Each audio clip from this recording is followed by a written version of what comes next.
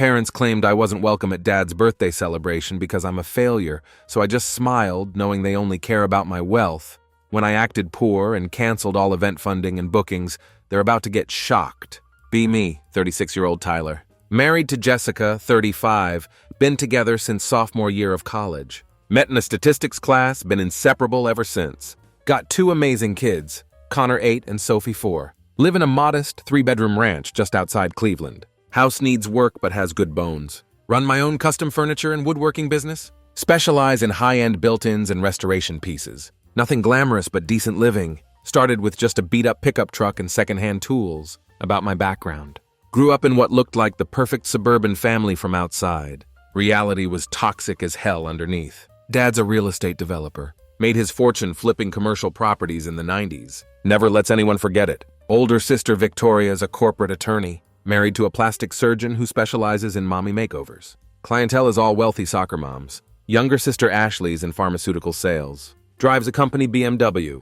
Lives in downtown condo our parents helped her buy. Growing up, our house was like a museum. Expensive furniture you couldn't actually sit on. Formal dining room used twice a year. Mom constantly redecorating to keep up with country club friends. Was always the black sheep. Chose to work with my hands instead of chasing fancy degree. Don't get me wrong, went to college. Got a business degree. Discovered I loved building things during summer construction job. Parents never forgave me for choosing blue-collar path. At family gatherings, they'd introduce my sisters. Full job titles and accomplishments. Then just gesture vaguely at me. That's Tyler, he's in woodworking. Like it was temporary phase I was going through. At 36 years old, it all came crashing down on a Thursday morning back in March. Normal day. Had just dropped kids at school. Connor forgot his art project, so we had to go back for it. Made us late as usual. Stopped at this local bakery I like before heading to work. Had a library renovation job for a doctor's family. Standing in line, scrolling through phone, checking supply orders when it buzzed. Notification from family group chat titled Mom's Birthday, flashing on my screen. For context, Mom's birthday is huge deal in our family. She expects full weekend celebration, expensive gifts, the works. Last year, Sister Victoria took her to spa retreat in Arizona. Cost more than my first truck. Usually try to do something thoughtful. Can't compete financially. Last year, I restored antique jewelry box she'd mentioned wanting fixed. She thanked me. Then it disappeared into closet somewhere. Opened the chat, expecting usual chaos about cake flavors. Or outfit coordination? Yes, they actually do that. Instead, I see this message from my dad. Don't come to Mom's birthday party. The whole family doesn't want you there. You're a loser. Just stared at it. No emojis, no cushioning. Just this bomb dropped in middle of family chat. Bakery worker had to call my name twice. Was so shocked. After initial gut punch, I actually smiled. Not because it was funny, but because finally the mask came off. For years, they'd been looking down their noses at me. Tension at family dinners where they'd talk about BMWs and vacation homes, while giving me pitying looks, eye rolls when I tried to explain complexity of matching century-old woodwork. In historic restoration, like I was some kind of handyman instead of skilled craftsman. Remember the Christmas where Dad handed out bonus checks? To my sisters for their hard work. But gave me Home Depot gift card for $100. Worst of all was how they treated Jessica. She's an elementary school teacher. They treated her like she was the help, always asking her to watch other kids during family functions. Or help in kitchen while my sisters lounged around. This message was pure unfiltered truth. Scrolled up, nothing leading to it. Just some messages about party decorations. Then boom, you're a loser! Wrote back only, so you chose money over your son? Then I canceled the restaurant reservation I'd made 3 weeks earlier. This fancy Italian place where meals start at $90 a plate. Mom always talked about it. Claimed it was too exclusive to get reservations. What she didn't know is I'd done custom wine cellar for the owner last year. Working weekends for 2 months to get it perfect. He was so happy with it that he promised me the private room whenever I wanted. Had booked it for $2,500. Arranged for special menu featuring all Mom's favorites. Even hired a jazz trio to play her favorite songs. Nobody knew about it. Wanted to surprise them. Show them I was still family. Even though I didn't drive European car or vacation in the Hamptons. Then came the flood. My cousin Bradley, investment banker. Total douchebag who once asked if I needed a loan. In front of everyone at Thanksgiving. Replied with laughing emojis. Sister Victoria wrote, "You really are delusional. Still living in your little woodworking fantasy? While the rest of us built real careers? Maybe if you'd applied yourself in school like Dad wanted, instead of playing with hammers, you wouldn't be embarrassing us all." Ashley, who I thought might have my back, since I've helped her move 3 times, fixed up her condo for free, just liked the message and stayed quiet. Then my uncle sent a meme, with my face photoshopped onto a clown. Caption, when you think manual labor makes you successful. They were all responding within seconds of each other, like they'd been waiting for this moment. Group chat exploded with everyone piling on. Aunt Carol asking if I could at least dress properly if I did show up. My other cousins suggesting I could park cars or something useful at the party. Mom's sister saying maybe it was for the best, since Jessica clearly doesn't own anything appropriate for the venue anyway. That's when I knew I was done. Really fucking done. After that group chat, I didn't say another word to any of them. Not on the chat, not to my dad, nobody. Didn't block them or delete the thread though. Wanted them to see me online, active, living my life. Wanted them to wonder. Finished my coffee, went to my job site. Worked like nothing happened. Client's wife brought me lunch. She did that sometimes because I was rebuilding her dream library. Actually listened to what she wanted, instead of telling her what she should want. Like their last contractor. Normal day. Came home, played catch with Connor, helped Sophie with her reading. Ate dinner with my family. When kids were in bed, I told Jessica everything. Not just about the message, but all the years leading up to it. How they'd make snide comments about her teacher's salary, while asking her to watch their kids for free. How mom would accidentally exclude us from family photos, because we weren't dressed upscale enough, or position us at the back. How at my nephew's birthday, sister asked Jessica if she could help the catering staff set up, not realizing she was basically asking my wife to be unpaid labor. Told her about the time Dad gave my oldest sister $25,000 gift for down payment on her house, but told me asking for $5,000 loan for business equipment was enabling my poor choices. About how mom had habit of introducing Jessica as Tyler's wife. She's a teacher in this tone. Made it sound like she was saying she has head lice. Jessica listened without interrupting. When I finished, she didn't say, "I told you so." Even though she could have, she'd been telling me for years that my family treated us like second-class citizens. She just nodded and asked, "What do you want to do?" That moment right there, that's when I realized what I had. Most of my family would never have someone who had their back, no matter what. They were all too busy climbing over each other to get to the top, throwing each other under the bus to impress Dad. My older sister literally scheduled her wedding during my younger sister's college graduation to steal the spotlight. They were that kind of family. Told Jessica I didn't just want revenge, wanted to show them that money isn't everything, that they'd thrown away the only person who ever genuinely cared about them, rather than what they could provide. "So what's the plan?" she asked. That's when it started to take shape. First, I contacted my buddy Mason, who runs a digital marketing agency. We played football together in high school. I'd renovated his basement into killer home office the previous year, at cost, because he was between jobs. Asked him to help me build proper website for my woodworking business. Not just landing page with my phone number, but full portfolio showing the high-end work I'd been quietly doing for years. See, what my family never bothered to find out was that I'd developed reputation among architects for detail work that nobody else could match. Those hammer and nail skills they mocked had led to me getting referrals for some of the most expensive homes in the area. Just never bragged about it like they would have. Mason built me website showcasing before and after photos of my best projects, testimonials from clients, including several whose names even my status-obsessed family would recognize, and proper booking system. He also set up targeted social media that would reach the exact high-end clients I wanted. Within 2 weeks, I had customers with 7-figure homes messaging me from Instagram. My business tripled from previous year, on track for nearly triple my usual income. Then I called my cousin Marcus, not one from the group chat. He'd left the family years ago. After his dad, my uncle, borrowed $150,000 from Marcus's college fund to invest in sure-thing casino development that went bust.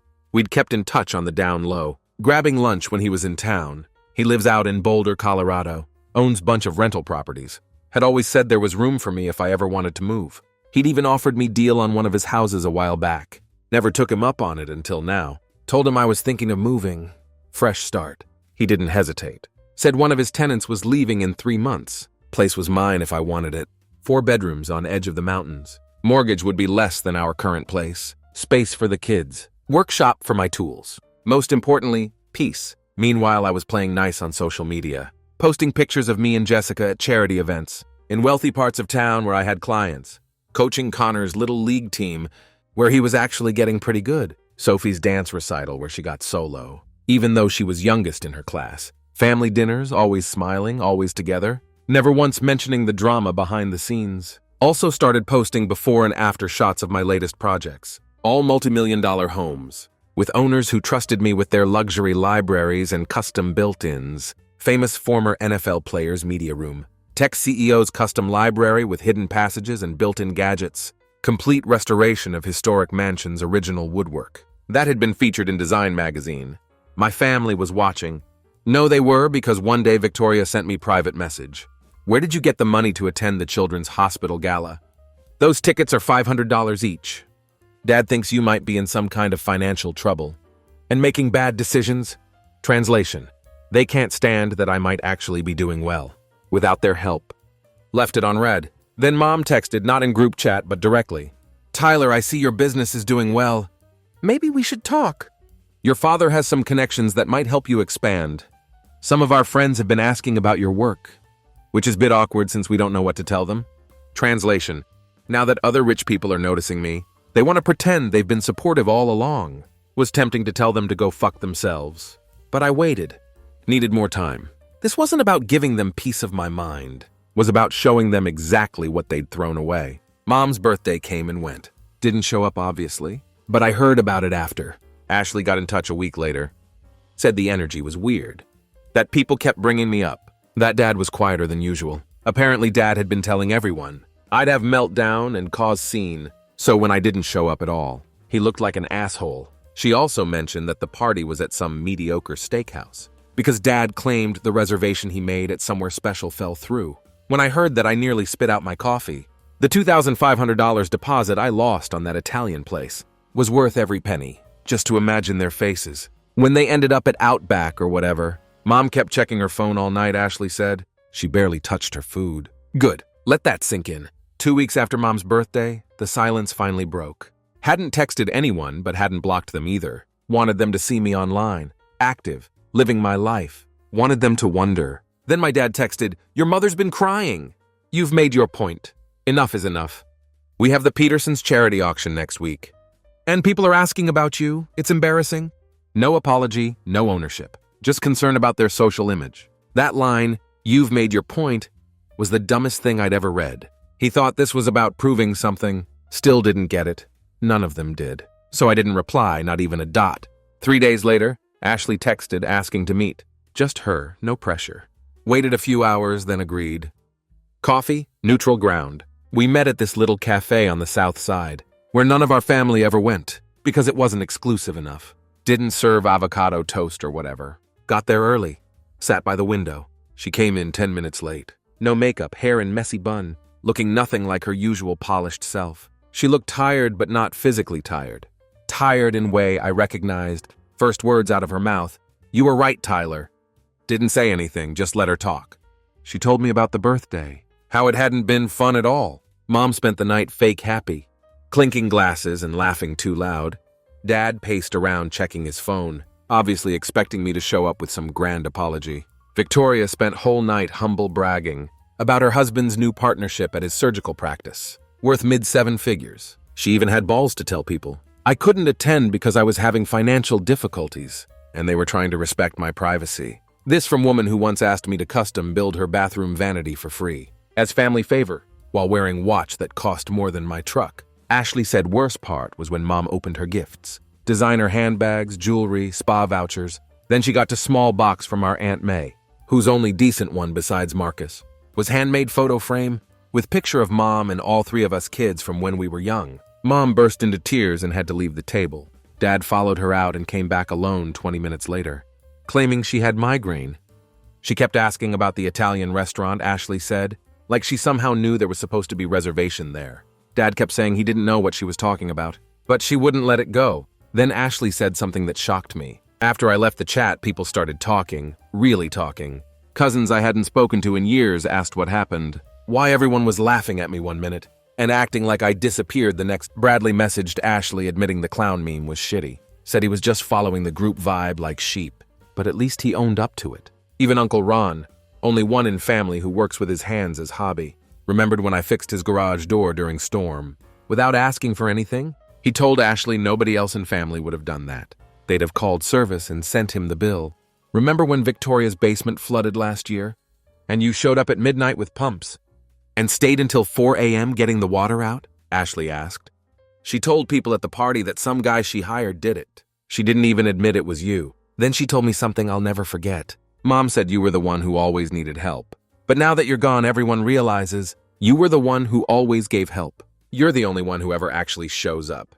When someone needs something, not just when there's something to gain. That hit me hard, not because I needed recognition, but because I hadn't realized how much I was giving. To people who never gave back, Ashley went quiet after that. She didn't ask me to come back or defend anyone. She just looked at me and said, "They only loved you when you were useful to them." Dad's been calling all your old clients, trying to find out who you're working for now. And Mom's been showing people your Instagram posts of the luxury homes you've renovated. Like suddenly she's proud. It's disgusting. You know what Dad said at dinner last week? She continued. He said Tyler is finally learning how to make connections with right people. Took him long enough to listen to me. Like your success is somehow because of his advice. Not in spite of it. That's when it all clicked. I wasn't the problem. I'd never been the problem. I was just the easiest person to blame. When the system started breaking down, they built their version of family on status, money, and appearance. The second I stepped out of that mold, but started succeeding on my own terms, they couldn't handle it, left that cafe feeling strange. Not angry, not vindicated, just clear, like fog had finally lifted. After talking to Ashley, I didn't go home angry, didn't call anyone to vent, or type out some long message I'd never send. Just sat in my truck in the parking lot, staring at the gray sky, feeling clearer than I had in years. There wouldn't be big confrontation or blow up. I didn't want that. What was coming wasn't a moment. It was movement. Slow, deliberate, unmistakable. Started with the company. New branding Mason helped with had already doubled my client base. Now I went all in. Invested $20,000 in targeted ad campaign, focusing exclusively on wealthiest neighborhoods. Hired part-time administrator to handle bookings and billing. Started documenting projects with professional photography and drone footage. Even hired videographer to do mini documentary. On $1.2 million library renovation I did for local CEO. Video went mini viral in our area. Getting shared among exact crowd my parents desperately wanted to impress. Started getting calls from their friends. People whose homes I'd never been invited to, despite growing up in same circles. One woman, close friend of my mother's, hired me to redo her master bathroom. Couldn't stop talking about how Marion never mentioned how talented you are. Never mentioned my family, but it was all there. The success, the growth, the respect. And people noticed. Cousins who'd ignored my texts for years suddenly started following the business account. Victoria started liking my posts again. Always the ones where you could see expensive homes in background. Dad even called the business line once, hanging up when my new assistant answered. Ignored it all. Instead, I posted cryptic photo that seemed normal, unless you were paying attention. Stack of moving boxes with caption, "New chapter loading." No location, no explanation, just enough. Ashley texted the next morning, "Wait, are you moving?" Mom's freaking out. Didn't answer. What they didn't know was that I'd been making power moves behind scenes. Remember that client whose library I renovated? He was so impressed that he offered me partnership opportunity. Funding to expand my business into high-end home automation integration. We're talking whole house systems for multi-million-dollar properties. $500,000 investment for 25% of new division. Took it, signed the paperwork on Thursday. Didn't tell Soul except Jessica.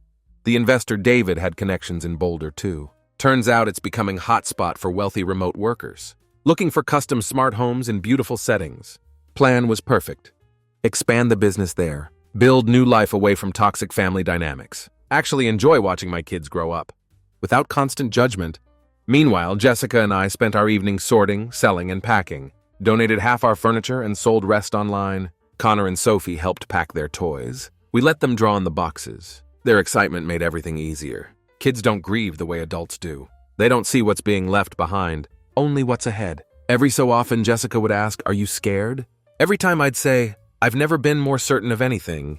The Boulder house would be ready in 6 weeks. Marcus sent photos, fresh paint, polished floors, backyard with maple tree big enough for tire swing, workshop 3 times the size of my current garage. It was everything I never knew I wanted. Quiet, green, wide open. No one around to tell me who I had to be. Week before the move, I opened family group chat one last time. Messages had returned to normal. Photos of Victoria's husband's new Porsche. Mom's plans for summer trip to the Hamptons. Restaurant links to places with $200 tasting menus. My name hadn't been mentioned in weeks, like I never existed.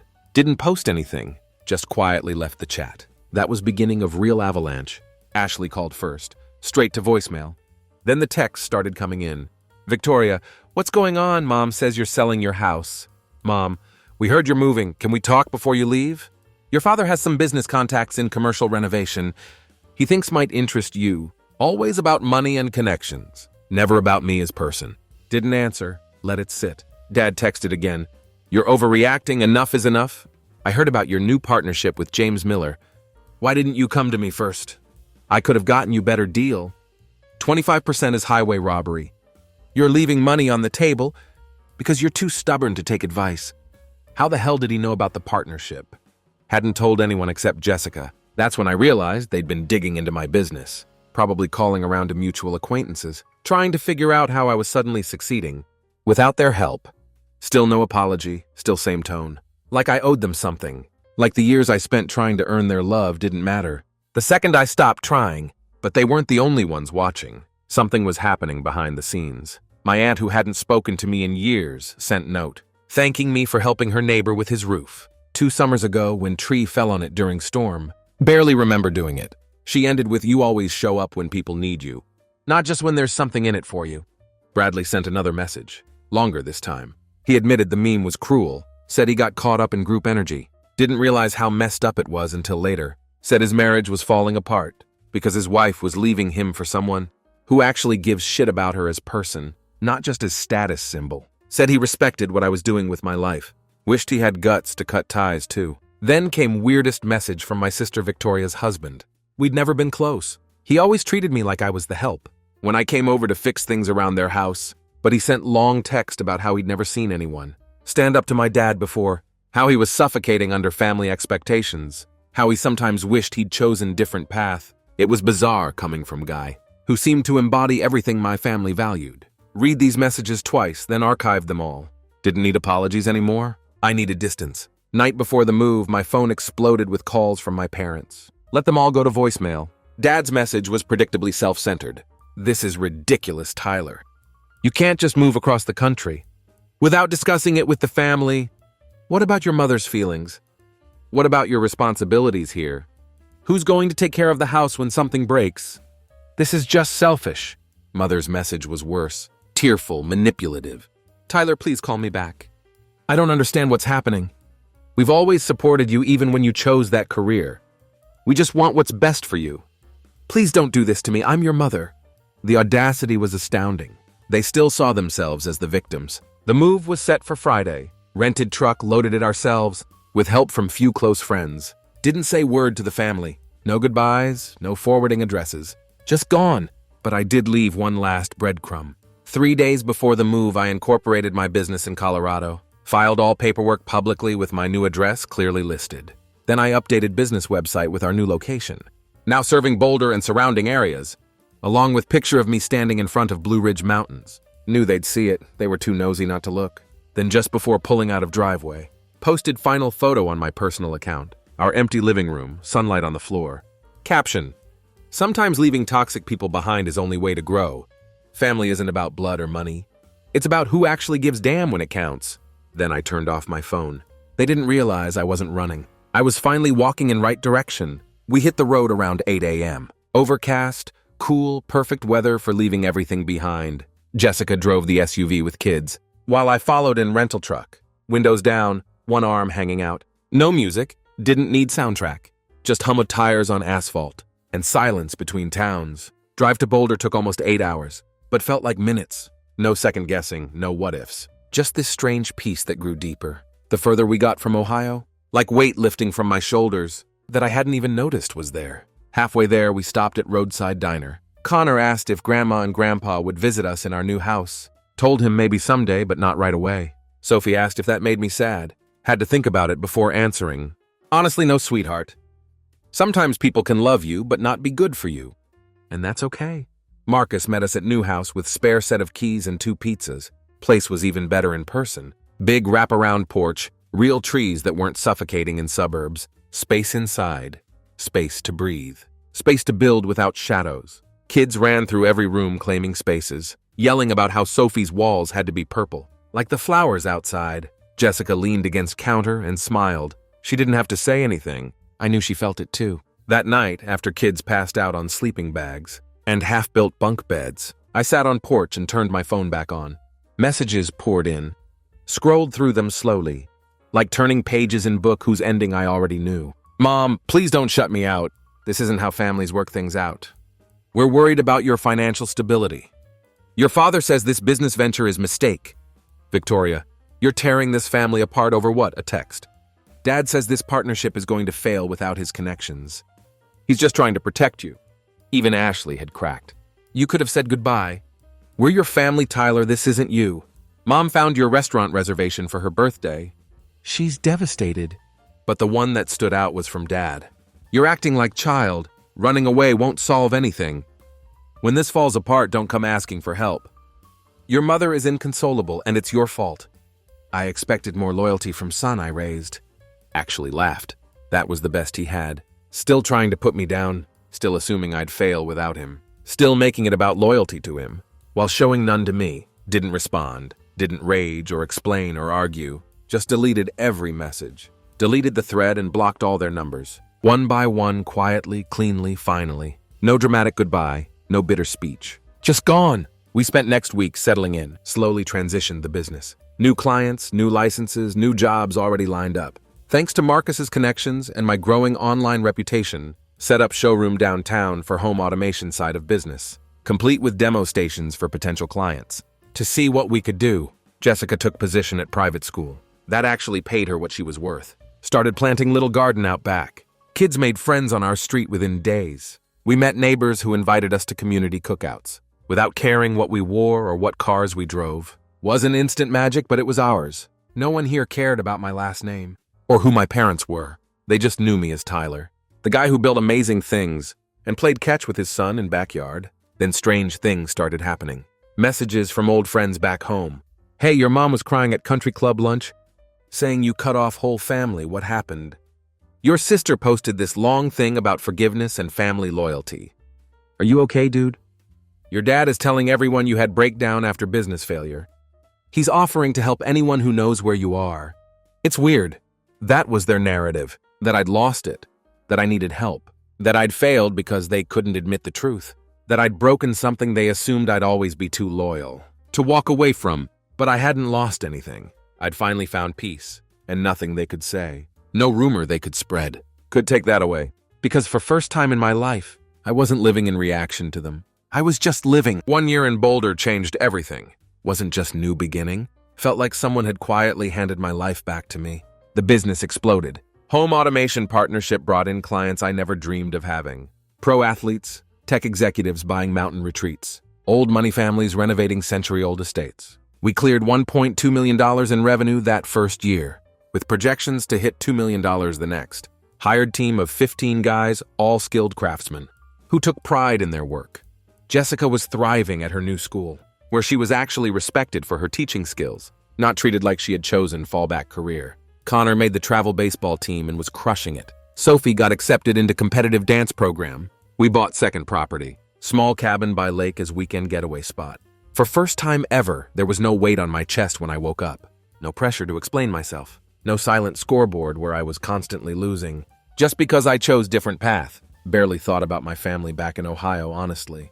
They felt like they belonged to different life. Occasionally, I'd get messages through mutual friends. Someone heard my dad was telling people I got lucky with business connection, or my mom had been asking around about Boulder real estate prices. Ignored it all. People like that don't change, they just change tactics. Then came the bomb I never expected.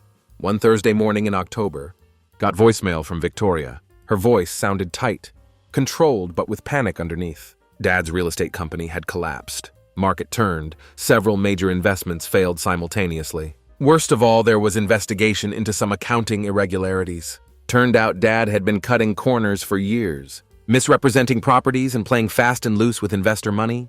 They'd had to sell the house, vacation property, the cars, everything. Mom's country club membership gone. Victoria's husband had apparently been struggling too. Malpractice suit had cost him his partnership position. They were downsizing temporarily. Here was the kicker. Dad and Mom were moving to Boulder to downsize and be closer to family. Laughed so hard I nearly crashed my truck. The fucking audacity. Didn't call back. Played the message twice, saved it for posterity. Didn't even mention it to Jessica.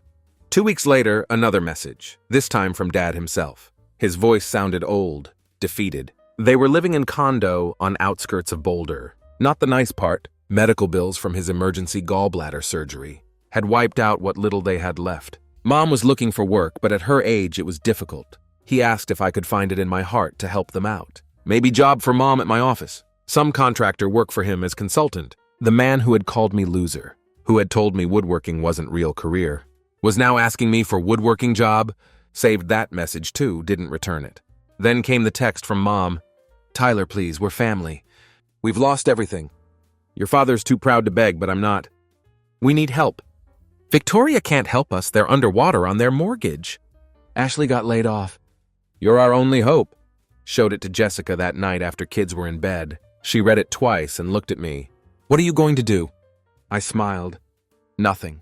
2 days later, I was at client meeting downtown. When I spotted them, they were coming out of budget diner, the kind with $7.99 lunch specials. My mother looked thinner than I remembered, older, her designer clothes replaced by off-the-rack basics. My father walked with slight stoop now, his arrogance physically deflated. They didn't see me. Watched them from across street as they climbed into used Hyundai. Far cry from Dad's usual Mercedes. For second, just split second, I felt twinge of something. Not guilt, not exactly pity, just recognition of how far they'd fallen. That weekend I got call from unknown number. It was Ashley. She was in town staying with Mom and Dad temporarily. Could we talk? Agreed to meet her at coffee shop. When she arrived, she looked exhausted. It's bad, Tyler, really bad. The SEC investigation found evidence Dad was cooking books for years. He's not going to jail because of his age. But the fines took everything. They're living on Social Security. And what little Mom makes working retail at the mall. Sipped my coffee. And they need help, your help.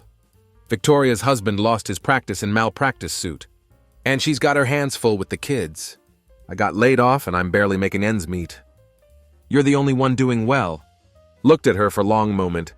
Tell me something, Ashley. When Dad texted me that I was loser and shouldn't come to Mom's birthday. When all of you laughed and sent memes. Where was this family loyalty?